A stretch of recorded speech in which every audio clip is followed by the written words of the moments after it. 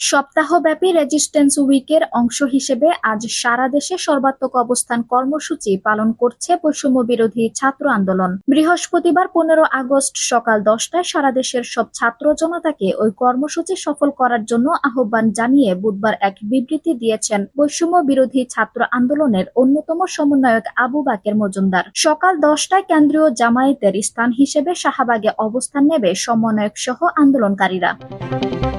এদিকে বুধবার রাত থেকে রাজধানীর বিভিন্ন স্থানে অবস্থান নিতে দেখা যায় সাধারণ শিক্ষার্থীদের। ধানমন্ডি 32 থেকে 27 এলাকায় কনসার্ট করেন সাধারণ শিক্ষার্থীরা। একই চিত্র দেখা যায় যাত্রাবাড়ি এলাকায়। বৃহস্পতিবার সকাল 10টা থেকে অবস্থান কর্মসূচির কথা থাকলেও 6টা থেকেই শাহবাগ এলাকায় আসতে থাকেন শিক্ষার্থীরা। এর আগে বুধবার এক বিবৃতিতে শেখ হাসিনার বিচার সহ 4 দফা দাবি উল্লেখ করা হয়। দাবিগুলো হলো, ফ্যাসিবাদী কাঠামোকে ব্যবহার করে যেসব হত্যাকাণ্ড ঘটানো হয়েছে সেগুলোর দ্রুত বিচার নিশ্চিত করতে বিশেষ ট্রাইব্যুনাল গঠন করতে হবে।